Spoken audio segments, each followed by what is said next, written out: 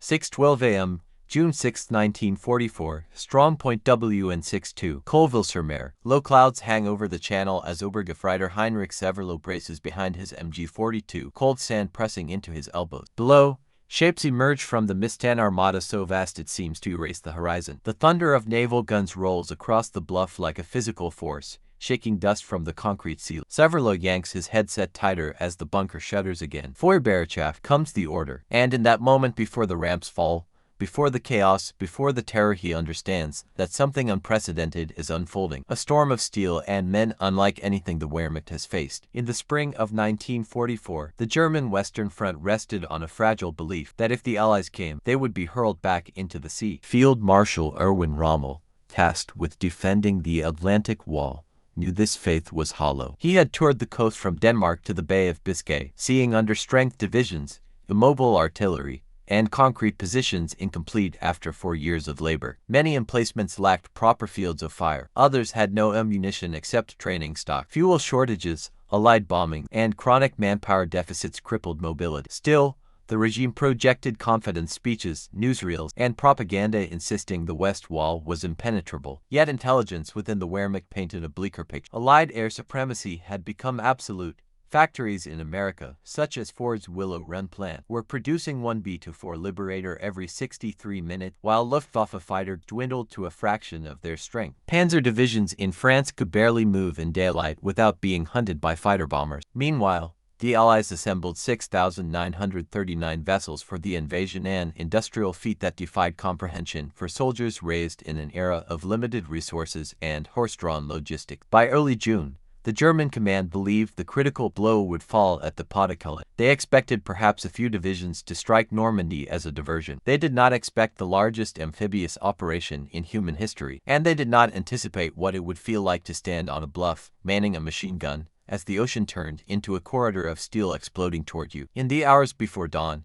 the wind off the channel carried a strange hum. At strong point WN62, the men of the 352nd Infantry Division, a veteran formation rebuilt with young conscripts from northern Germany, finished their night routine. The bunker complex held two MG-42s, a 75mm gun, a 50mm mortar, rifle pits, and interlocking trenches connecting a lattice of observation posts. Altogether, Omaha Beach bristled with 8 major concrete bunkers and 35 pillboxes, forming the backbone of the Atlantic Wall in this sector. Inside the firing chamber, Severloh cleaned the barrel of his MG-42, the Hitler's buzzsaw, capable of firing 1,200 rounds per minute. Beside him, Lieutenant Bernhard Furking, the young officer commanding WN62, reviewed fire plans under the dim glow of a lamp. Outside, waves crashed rhythmically. The men joked quietly, forcing normalcy into the stillness. But rumors had spread, parachutes sighted inland, distant explosions, and reports that the channel was alive with engines. Then at 2:30, the horizon flickered distant flashes, faint at first, then unmistakable. The young conscripts in the trench line fell silent. "Das ist es," whispered one. "This is it." A mini cliffhanger, and then, suddenly, the entire sky began to roar. At 5:10, the first shells from Allied battleships screamed overhead. The blast of a 14-inch shell from the USS Texas landed behind WN62, showering sand and rock into the trench. The air tasted metallic. Ears rang as though submerged underwater. Naval fire was nothing like artillery. It came like storm's solid slams of pressure that almost lifted the body. Rommel had insisted that positions be heavily reinforced. Many were, but naval shells treated concrete like damp clay. Bunkers designed to withstand field guns cracked under the repeated shock. Dust cascaded from every seam. A shape collapsed at the trench entrance. Someone screamed for a medic, yet the bombardment failed to achieve its intended precision. Smoke, haze, and drift reduced visibility. Many shells overshot. Allied commanders would later admit the naval barrage on Omaha was poorly timed and largely ineffective, but German defenders did not feel safe. They felt shaken, battered,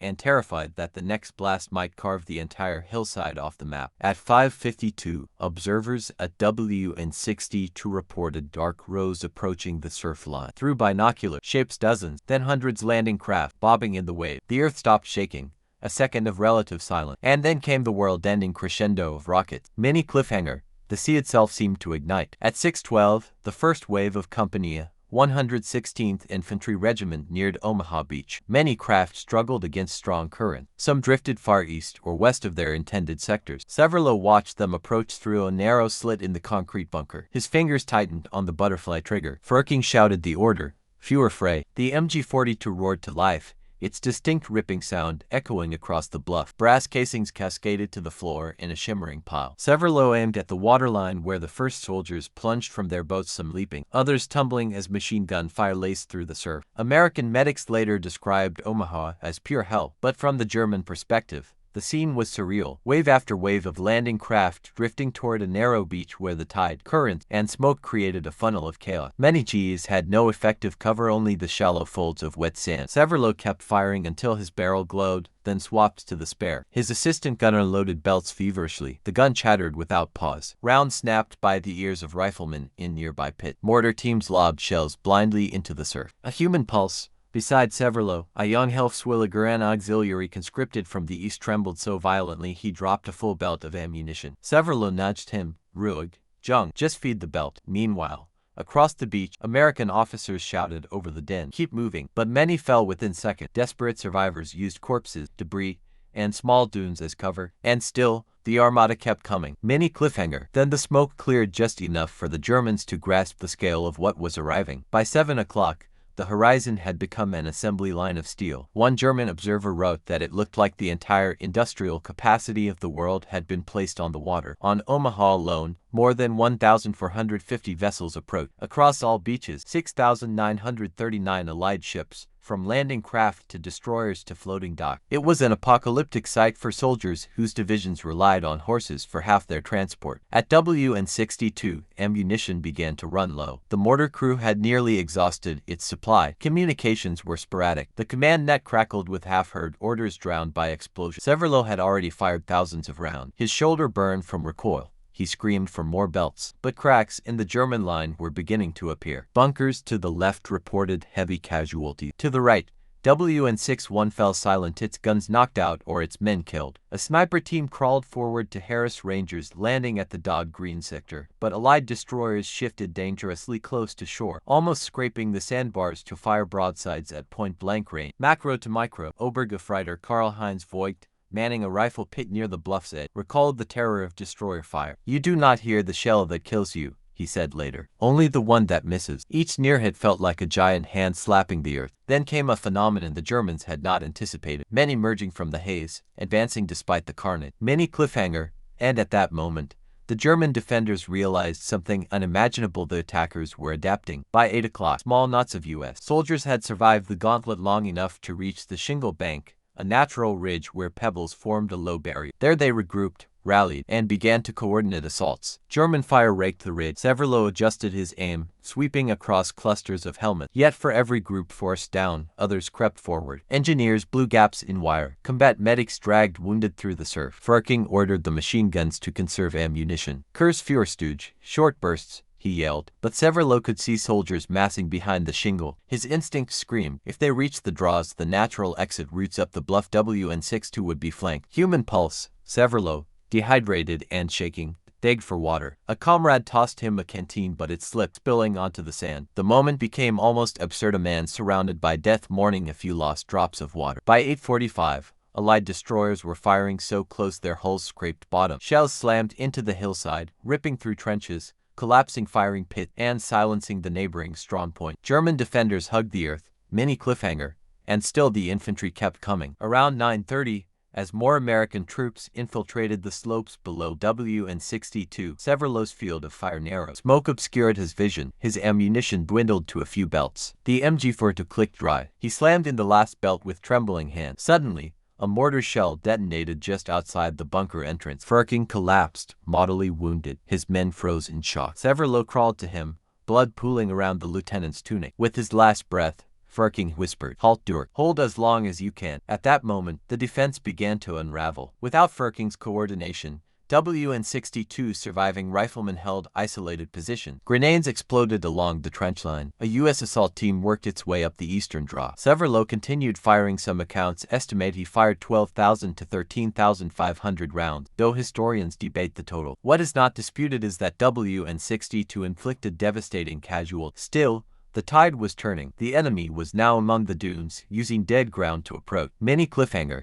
Then, from the inland fields, the Germans heard engines, tanks, reinforcements. No, something much smaller, high above the chaos. To lone Luftwaffe fighters, a pair of Bf-109s streaked over the beach around 9:45. This was the entire German air response that morning. Pilots from JG2 and JG26 had attempted to sortie, but Allied aircraft outnumbered them 14,674 to 2. On the beach, men from both sides paused to watch the pair of fighters pass overhead. Their presence was symbolic, a reminder that the Luftwaffe, once a terror of the skies, had been dismantled by Allied industrial output and relentless air campaign. The German fighters dropped a few bombs, strafed once, and vanished. Severloh looked up briefly, stunned. Was this really all the Reich could send? The realization hit. They were fighting alone. Macro view. The Allies had flown more sorties on D-Day than the Luftwaffe could muster in an entire month. The industrial equation had tipped irrevocably. Many cliffhanger, but while the sky offered no salvation, the ground held one last hope. Steel. Farther east, Generalmajor Edgar Feuchtinger's 21st Panzer Division received orders to counterattack. Rommel had argued that tanks must strike the beaches early before the Allies could solidify, but Hitler's rigid command structure required direct authorization for armored movements. During the morning's most critical hours, Hitler was asleep, and his staff refused to wake him. At last, around midday, elements of the 21st Panzer began to move. Panzer IVS, SD, KFC, 251 half-tracks, and infantry rolled toward the coast. Dust clouds marked their advance, but Allied fighter-bombers pounded. Rockets slammed into half-track. Tanks burst into flame. The counterattack fragmented. Still, one battle group under Oberstoppel Brynnikovsky reached the outskirts of Sword Beach, momentarily threatening to split the British 3rd Division. Yet without reinforcements and under constant air attack, the panzers withdrew. The chance to sweep the beaches had passed. Human pulse. A tank commander in the 21st Panzer later recalled seeing a wall of smoke, fire, and ships across the horizon. It was like attacking a factory, he said, invoking imagery of American assembly lines feeding the war machine. Many cliffhanger. Back at Omaha, the Germans braced as the final phase of the battle approached the infiltration of the bluff. By noon, U.S. infantry had penetrated the first line of trenches. Grenades bounced off sandbags. Rifles cracked at close quarter. German defenders surrendered in small groups, some 2 days to comprehend what was happening. Severloh retreated into a secondary trench, exhausted and dehydrated. He had been firing for nearly 6 hours. The MG42 barrel was warped. His uniform was caked with sand and sweat. American troops swept through the upper slope, clearing bunkers with flamethrowers and satchel charge. At WN62, the surviving Germans, perhaps a dozen, were overwhelmed. Severloh and a few others slipped inland through fields of tall grass, narrowly avoiding patrol. He would eventually surrender days later. Macro analysis. Of the 352nd Infantry Division's 12,000 men, many were pinned by Allied fire or cut off. The division's regiments suffered catastrophic losses, but their resistance, fierce, determined, and often isolated, had inflicted the highest American casualties of the day. Many cliffhanger. Yet the shock of June 6th was only the beginning. The real collapse lay ahead in the hedgerows and, ultimately, in the Falaise Pocket. In the days following the landing, German infantry trained for open field maneuver found themselves trapped in the bocage, a labyrinth of sunken lanes and thick hedgerows. American engineers quickly adapted, welding steel prongs onto Sherman tank, creating Rhino tanks capable of busting through the earthen wall. German formations were forced into desperate defensive battles, fighting yard by yard. Human pulse. A young German grenadier from the 352nd recalled hearing tanks approach, their engines muffled by the hedgerows. "You felt them before you saw them," he said. The ground trembled. Despite local successes, German units were worn down by artillery, airstrike, and constant pressure. Logistics faltered, casualties mounted. Worse, German soldiers gradually realized the scale of Allied production. Captured Sherman tanks were replaced within days. Destroyed American aircraft were replaced within hours. Meanwhile, German units waited weeks for spare parts. Macro reflection. The psychological blow of D-Day was not only the defeat at the beaches, it was the dawning recognition that the war could not be won against an enemy whose factories seemed limited. By late July, the German front in Normandy began to crack. Operation Cobra punched a hole through German lines. Allied forces executed a massive pincer movement around Falaise. German units, including remnants of the 352nd, fought desperately to escape encirclement. The Falaise Pocket became a slaughterhouse. Columns of vehicles clogged narrow roads. Horses panicked under Allied air attack. Artillery rained down relentless. Smoke blanketed the valley. Human pulse. A German officer described it as a scene from Dante. Wounded men crawled into ditches as tanks burned around them. Command posts collapsed in minutes. Units lost cohesion. Thousands fled on foot. When the pocket finally closed, around 50,000 German soldiers surrendered, breaking the backbone of the German army in France. Survivors who escaped were shattered mentally and physically exhausted. Many cliffhanger, and for many, the memory of June 6th remained the turning point where they first realized the war was unwinnable. In the wake of the beachhead's collapse, surviving elements of the 352nd Infantry Division limped back toward Formigny and Treviere, carrying wounded on improvised stretchers of blanket and scrap wood. Rain began to fall, turning the earth into thick paste. The divisional command post, already half ruined by naval bombardment, was crammed with dazed soldiers reporting the loss of their platoons, companies, entire battalions. Officers attempted to reorganize, but the scale of the disaster defied simple account. Radio messages came in. WN6 for silent. WN61 destroyed. No contact with Grenadier Regiment 915. A harsh truth dawned. The division, once considered one of the better formations along the French coast, had suffered catastrophic losses in a matter of hours. The assumption that the Atlantic Wall could fight the invaders at the waterline had collapsed, and the men who had believed they were part of a fortress now felt like survivors of a storm that had torn the fortress down around them. Human pulse. A sergeant named Muller sat against a wall, helmet crooked, staring at nothing. When a medic asked if he was wounded, he shook his head. "Norlier," he whispered, "only empty." Many cliffhanger.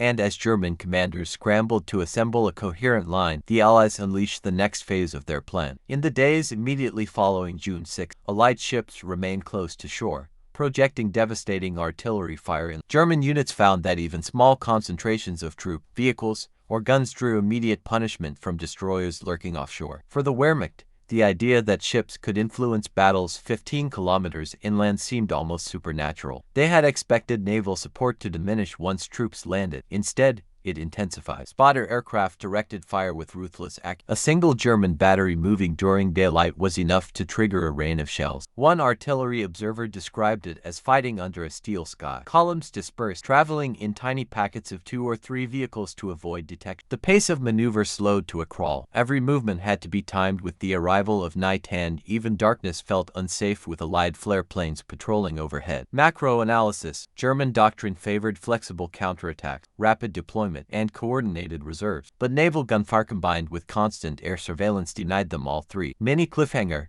Yet despite the overwhelming fire, the German high command believed the decisive battle had not yet arrived. In far-off Berchtesgaden, Hitler clung stubbornly to the belief that Normandy was a diversion, not the main blow. He insisted the real invasion would come at Pas-de-Calais, where his prized 15th Army remained largely untouched. This strategic miscalculation doomed reinforcements to idleness during the most critical days of the campaign. Officers like Rommel, Gerd von Schweppenberg, and Hans von Luck understood the urge. They pleaded for immediate release of armored divisions to counterattack, but Hitler's distrust and rigid control paralyzed the chain of command. A conversation recorded by von Luck reflects the despair of off on the ground. "My Führer, we must strike now today." "No," Hitler replied. "The decisive battle will come elsewhere." By the time reality forced Hitler to act, Allied forces had already linked beachheads and brought ashore tanks, artillery, bulldozers, fuel, and ammunition in quantities that dwarfed anything Germany could match. Human pulse. A staff officer at 7th Army headquarters noted in his diary,